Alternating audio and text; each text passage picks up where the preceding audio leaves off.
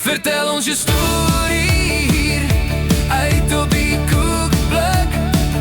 Laat die wereld niet meer wonder wie jij is. Laat je story opbring, gaan leef nou als pris. Leef als pris, laat elke dag tel. Leef als pris, laat jou lig verskil. Daar en welkom by nog 'n episode van Uit die Koekblik. Nou ja, my naam is Werner Koekemoer, soos baie mense my ken as Koekies. Ons gesels baie lekker altyd saam met my groot vriend John van Rensburg. Welkom weer by Uit die Koekblik, John. Ja, baie welkom hier in my museum. Hier is soveel stories. Genade. Jy's amper meer hier by my as by die huis. Nee, met die tong.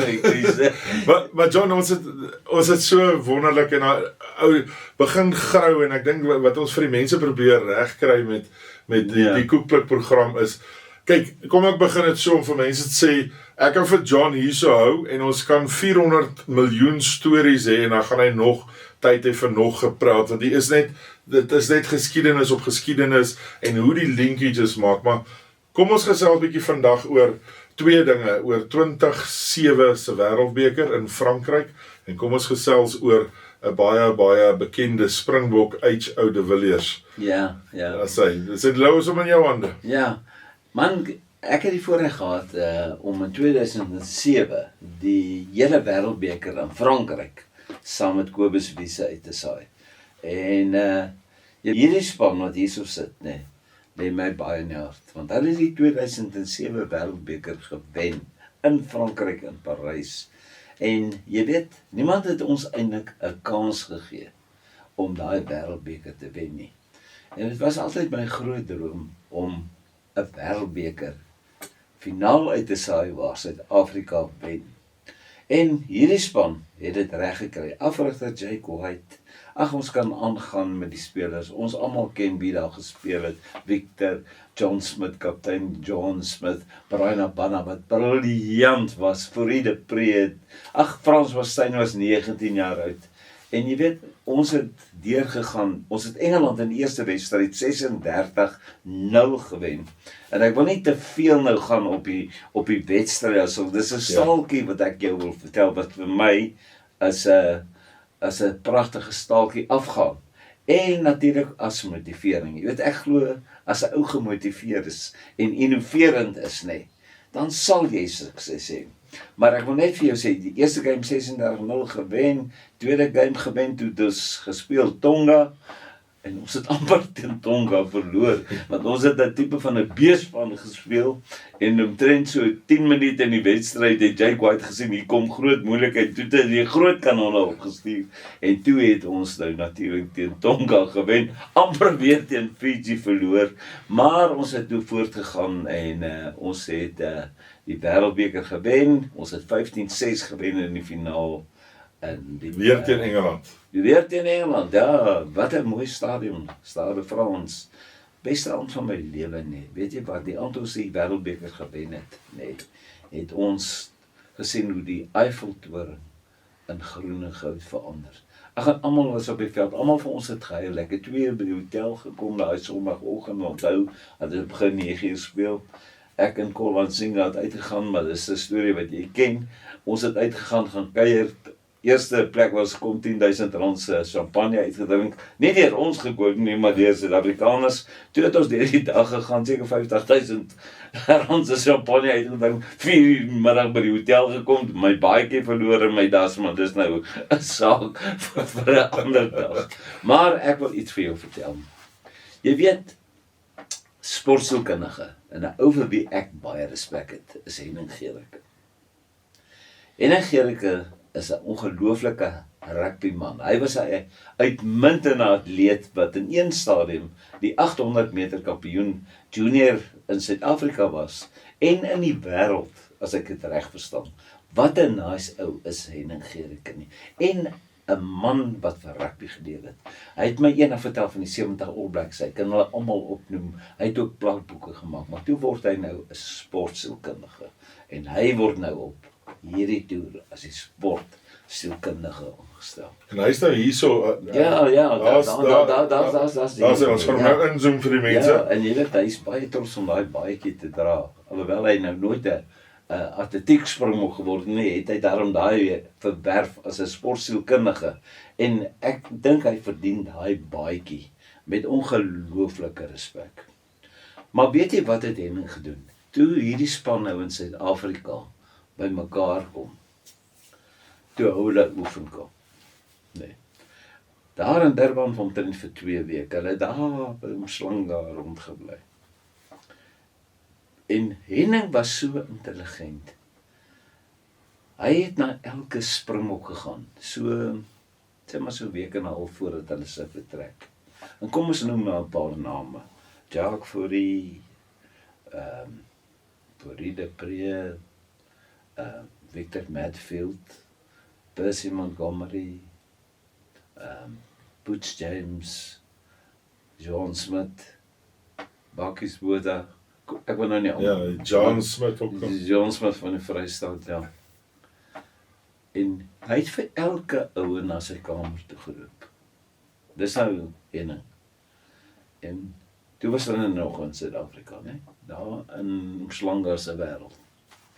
En hulle het geoefen, maar eendag sê Henning, natuurlik so 'n bietjie gekonfereer met John Smith, die Springbok kaptein, bietjie met hom beraadslaag. En die oggend toe die Springbokke nou regmaak om nou weer te gaan oefen. Toe sê Henning en John, ons gaan nie vandag oefen nie. Kom ons kry vir ons 'n paar cooler bags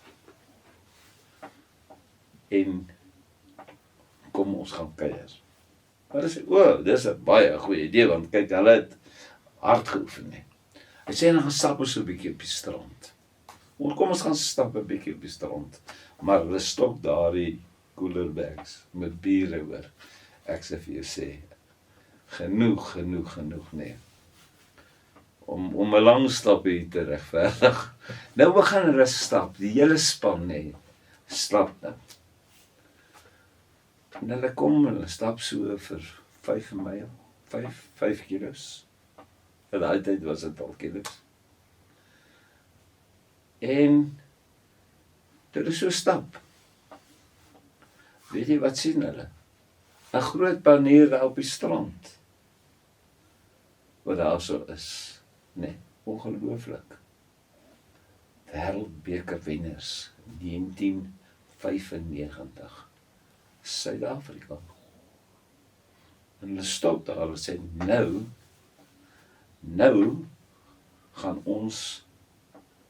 nou gaan ons bietjie drink op daai 95.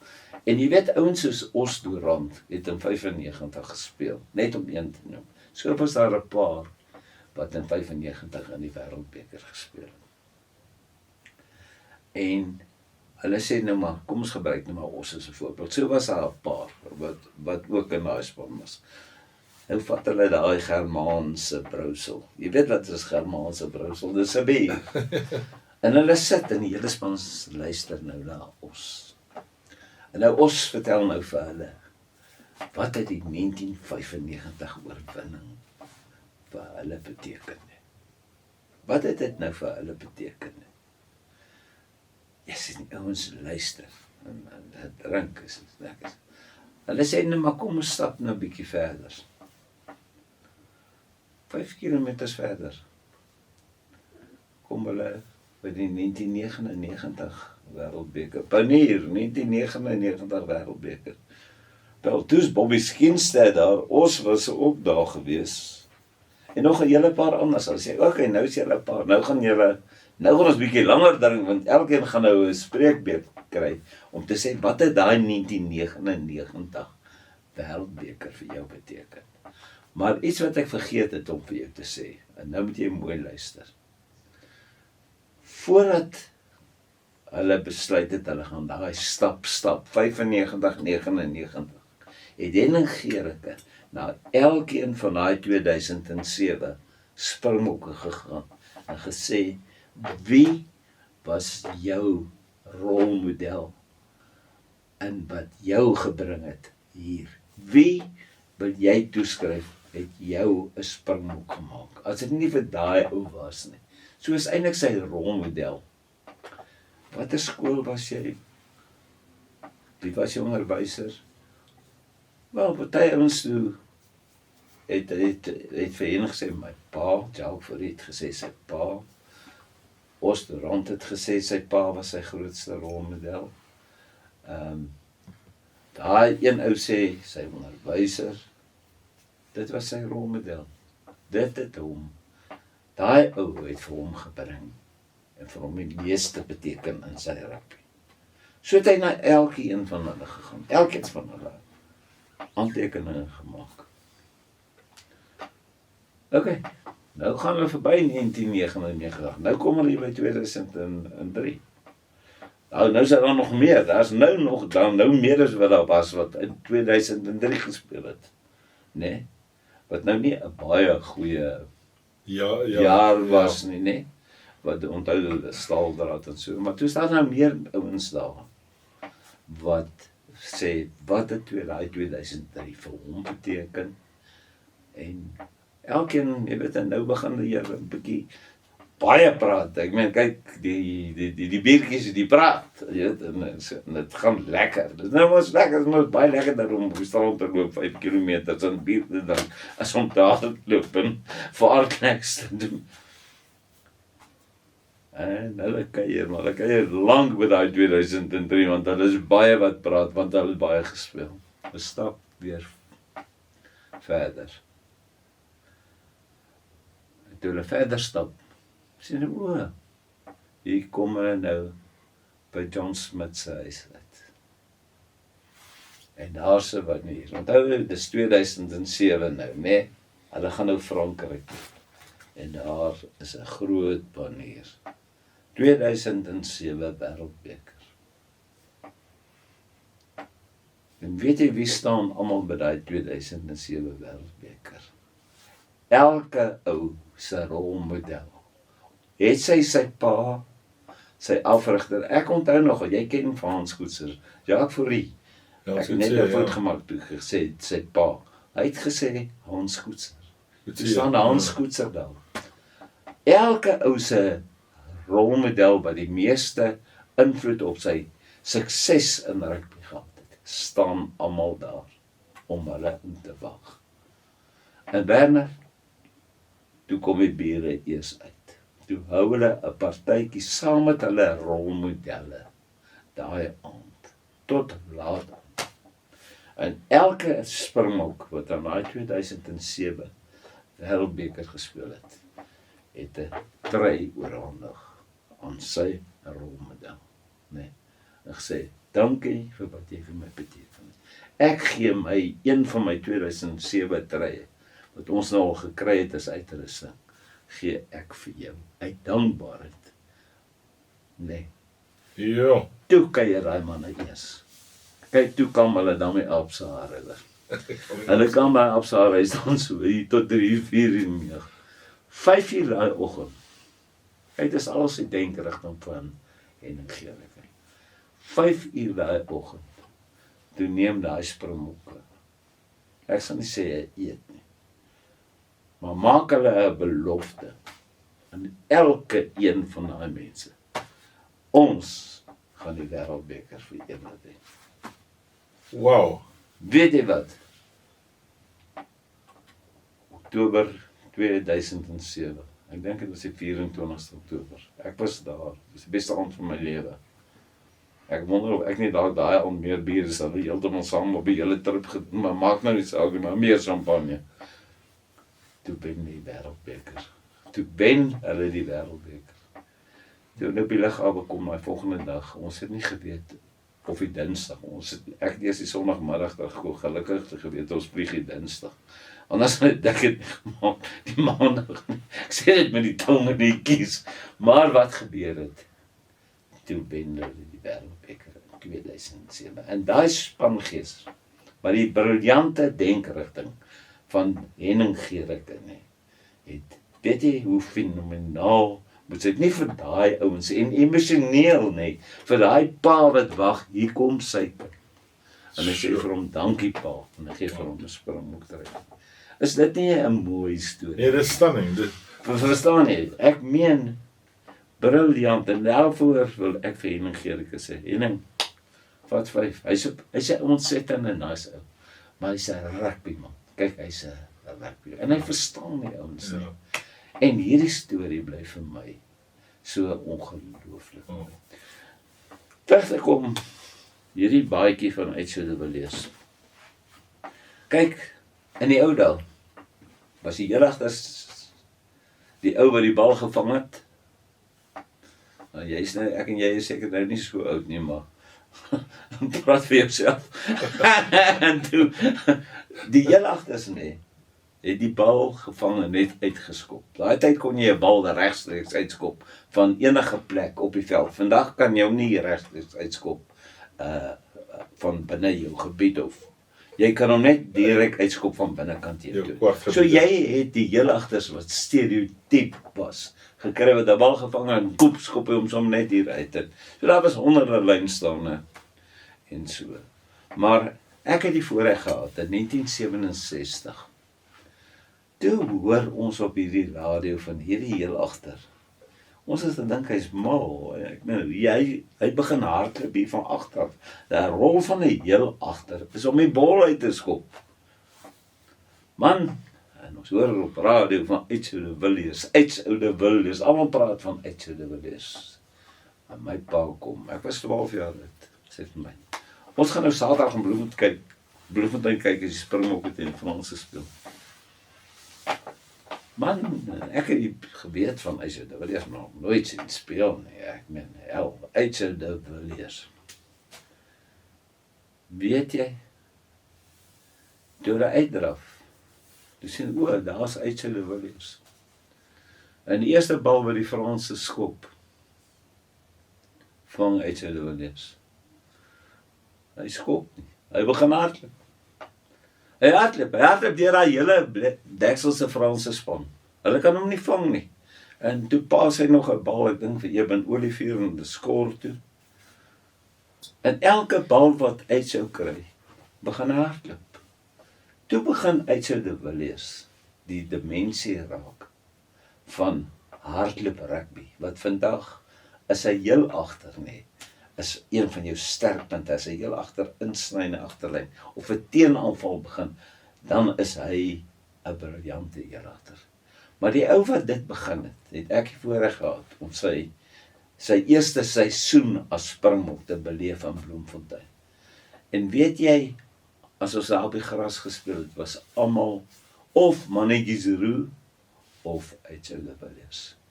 En nou Uitso was so 'n nice ou, maar die storie wat ek jou wou vertel, hy het in Durban sy eerste toets eintlik. Ek het die tweede toets wat ek gesien het in Bloemfontein op radio gehoor hoe hardloop hy die Franse die mekaar. Maar hy was so senuweeagtig, nee, dat daai tyd het hy op die buitevelde gaan losmaak. Ek het nie in die stadion losgemaak. Dat Uitso, toe hy nou moet terugkom in die kleedkamer, om nou in te kom, om nou, jy weet, sy Springboktrui te gaan trek. En toe loop hy daar vast in hierdie Fransman, Benoît Douga. Benoît Douga se trui het ek net nou vir jou gewys. Sy trui, dit was Benoît Douga se trui. Ek het nie sy naam genoem, Benoît Douga, voor ek jou die storie vertel nie. Maar dit was 'n Fransman met sulke swart oë en so baard, so wrede man. En hy kom toe so verby Uitso de Villiers en ek kyk hom so man agtend aan. Uitso was so op sy senuwees. Uitso het later vir my vertel dat sy neus het begin bloei van spanning. Hy sê, hy weet nie of hy bang was nie, maar sy neus het begin bloei van spanning, soos hy sê, daai swart oë van Benoît Douga. Hy sê, maar toe die wedstryd begin, toe klik het in. Toe hardloop hy verby Benoît Douga. Met Douga het nie eens geweet watter kant is Uitso by hom verby nie. En toe het hy die dimensie gegee. En dis so jammer nie. Ek dink baie kere aan, as ek moet kies aan wie die beste jeugdiger ooit vir Suid-Afrika was, is die naam van Aitse de Villiers. Eerste, dink ek, was hy so goed soos 'n Geysie? Was hy so goed soos Johan Jenus? Was hy so goed soos Percy Montgomery? Maar sou hulle ooit so goed gewees het as dit nie was vir Aitse de Villiers? En weet jy, later jare mode geword, Pierre Roupré, Serge Blanco, ons gaan nou gaan Calvin, wat sê jy later, J.P.R. Williams, maar die eerste ou wat dit begin het, was Aitse de Villiers, wat 'n dimensie gegee het aan die hele agterspel. En ek vertel vir jou hierdie storie, om min mense dit weet, maar Aitse de Villiers het toe begin probleme kry met sy knie. Weet jy hoeveel operasies het hy gekry in sy knie? 22. Hy is vandag oorlede. Maar weet jy wat? Hy was 'n uitmuntende jeugter. Dit is vir my so groot voorreg om sy springbokbaadjie. Want Aitse de Villiers was 'n legendariese springbok. Ja. Is dit nie mooi? Dit is verskriklik mooi. Ja. My gedagtes gaan so verskriklik om dit, want dit is vir my so mooi om te dink. Jy weet, jy het nou uitgelaat, André Joubert, die Rolls Royce. Ja, het ek hom uitgelaat. Ja, ek meen, as jy André nog bysit daar, André het daai wat jy praat van Aitse, het hy... Hoe kan ek hom vergeet? Ja, dit is die Rolls Royce van die Rolls Royce. André Joubert was briljant. Ja. En weet jy, daai man het balvaardighede gehad. Ja. Maar dit het alles begin. Later J.P.R. Williams het aangeleer, Pierre Roupré en al daai dinge. Dis 'n fantastiese storie. Ja, dit is 'n storie. Dis 'n fantastiese. Ja, en dis hoe dit gebeur het, nee. So ek het soveel voorregte gehad en vir my, as ek oor my museum praat, dan die baadjie wat die kykers nou gesien het van hoe pragtig is daai, van Aitse de Villiers. En hy was 'n mooi ouetjie vir die meisies ook hoor. Ek meen, hulle het agter daai man aangeloop, maar hy was so 'n gentleman. Hy was op een stadium een van die top 25 versekeringsmakelaars wat finansies betref in Suid-Afrika. En jy weet, wat 'n fenominale vriendelike ou was hy. Ja. En ek dink Bernard Doga sal hom nie weer so kyk as jy sê dat hom. Ja, fantastiese storie. Ja, John, dankie vir die pragtige episode. Dit is altyd lekker, ons gesels altyd baie lekker. Ek gaan die program afsluit met daai pragtige gedeelte van André Gericke. Verduidelik net gou vir ons uit vinnig. Henning Gericke met daai wat hy daar op die stadion gesit het vir die ouetjies van We Will Win.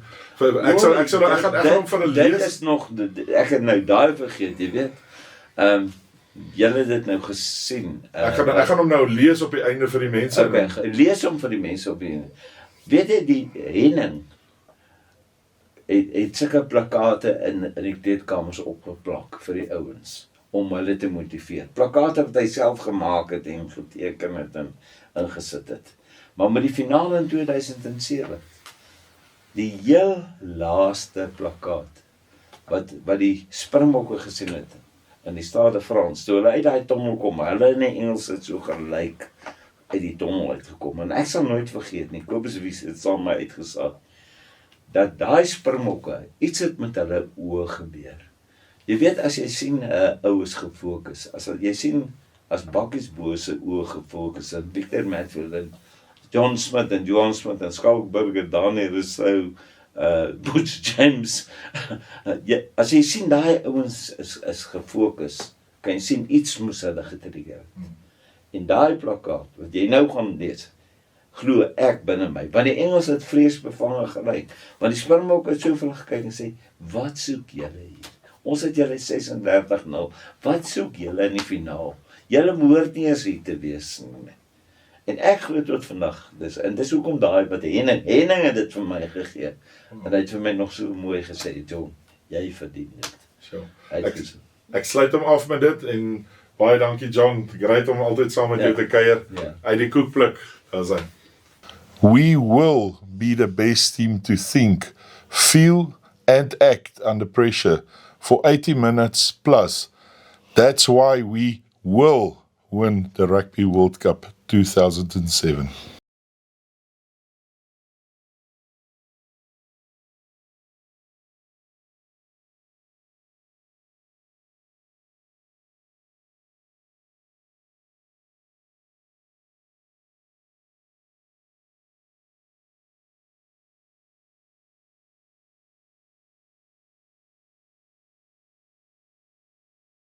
Vertel ons je story.